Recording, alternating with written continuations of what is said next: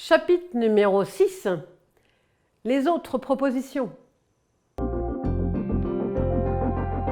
Les autres propositions. Alors ça, c'est un sujet qu'on n'a pas forcément pu partager ensemble. Par contre, on est là pour vous expliquer ce qu'on a produit comme travail et à 4 personnes, ce qu'effectivement on a pu dessiner entre chaque atelier à chaque fois qu'on vous a vu. Voilà. Donc les hypothèses, elles ont été pour la plupart abandonnées. C'est pour ça, vous allez voir à la conclusion qu'il n'en est resté plus qu'une. Concept numéro 1, le parcours.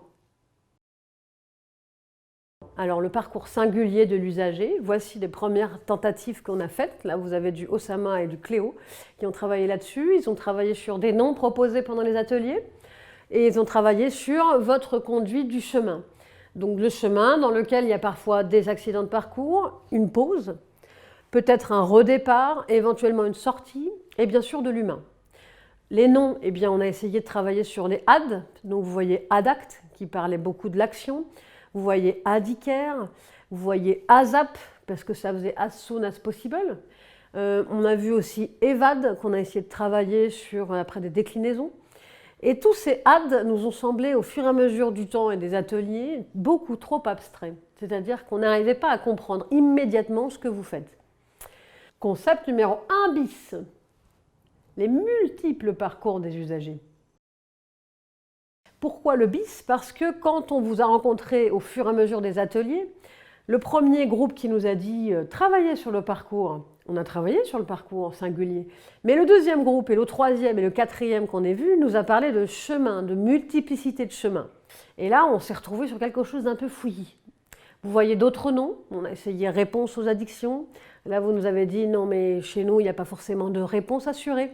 On ne fait pas une promesse de résultat. » Vous voyez un nom qui a pu être proposé qui s'appelait Parcours Addiction. Globalement, ça faisait le parcours de sa vie avec les addictions. Est-ce que c'était aussi signifiant? Pas sûr, on a débattu. Concept numéro 2, le ruban de Moebius.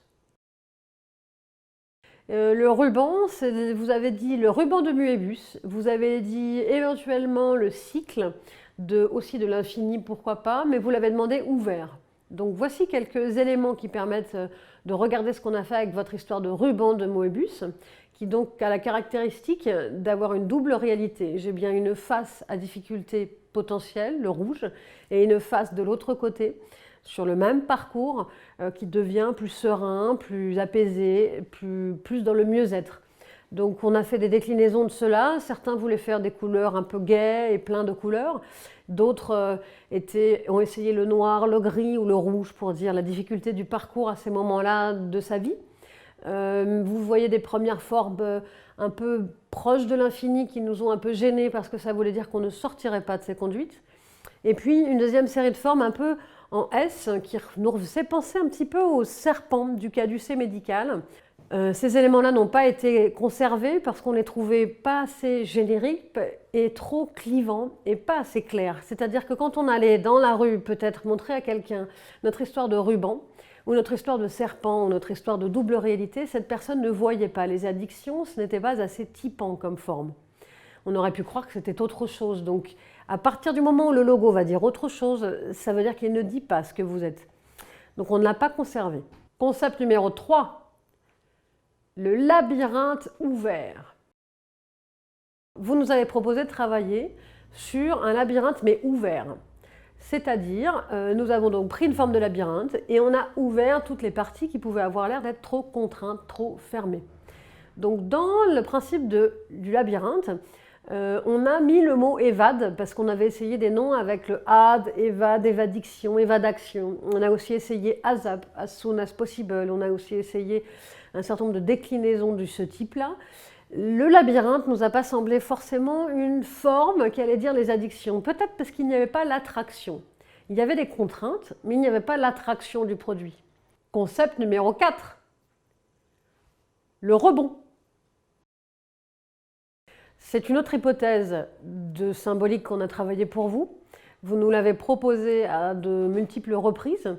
Néanmoins, on va vous montrer pourquoi. On trouve qu'elle n'est pas forcément une appartenance à votre domaine des addictions. Entre autres parce que c'est un peu linéaire. Certes, je peux être à un moment dans ma vie un peu difficile, avoir un problème et être en difficulté par rapport à un produit ou sans produit. Donc je vais chuter. Ensuite, je vais peut-être repartir. Peut-être que je vais rechuter une deuxième fois. Peut-être qu'une troisième fois, j'irai plus loin dans ma vie et que ça arrivera plus tard. Et qu'à un moment, je vais enfin réussir à peut-être me stabiliser dans une consommation modérée. Ce qui nous semblait important là, c'est de vous dire le rebond n'est pas typé non plus par rapport à votre domaine professionnel. À quel endroit je vois l'attraction du produit, à quel endroit je vois tout ce que vous nous avez dit sur les addictions. C'est une façon de voir la chose et le rebond, ça peut s'adapter à plein d'autres univers, entre autres dans les univers, on va dire, sociaux, quoi. Dans les parcours de vie dans lesquels au bout d'un moment on peut sortir. Donc on n'a pas conservé le rebond, on n'a pas trouvé qu'il était suffisamment fort et signifiant pour vous. Concept numéro 5. La spirale de l'attraction. On termine enfin sur la spirale et l'attraction, qui est l'élément global qu'on a plutôt préféré travailler pour vous. Dans un premier temps, vous allez voir les dessins qu'a fait Osama, et puis réinterprétés par Cléo, avec des propositions de noms qui étaient beaucoup plus travaillées à partir de vos créativités. Par contre, on trouvait que ça ne représentait pas assez la diversité de vos actions. On a bien saisi le type de mission que vous aviez, les déclinaisons de vos missions, les équipes de prévention, d'accompagnement, de soins, d'écoute parfois, d'accueil, etc. La formation, qui est aussi une activité croissante. Et là, on s'est dit qu'il fallait peut-être une diversité des couleurs. Donc vous voyez dans la fin des propositions, un travail sur plusieurs typologies de couleurs, et puis une forme qui s'affine avec le temps. Vous nous avez dit dans votre consultation qu'il fallait absolument que l'usager, bonhomme qui allait donc marcher, puisse sortir, et sortir vers un avenir, que cet avenir devait être blanc. Donc c'est à peu près comme ça qu'on a fini par travailler la forme du logo qui vous a été donc proposé. Et le chapitre de fin. Alors c'est la fin de cet épisode. Donc à toutes ceux et celles qui ont encore envie d'aller plus loin, on a préparé toute une matière que vous pouvez voilà, tout à fait consulter. On vous dit bonnes vacances, bel été, rendez-vous à la rentrée. Les jobs de la rentrée, ça va être en 1, la charte graphique. En 2, on va faire avec Laurent, que vous allez rencontrer, un audit web de tous vos besoins. Et en 3, d'ici l'hiver prochain, eh bien, on aura fait la refonte de tous vos outils de communication en essayant de donner à tous qui vous êtes, qui nous sommes et qui vous serez, mais d'avoir à tous la même identité visuelle et la même identité graphique pour, on espère, les 20 prochaines années.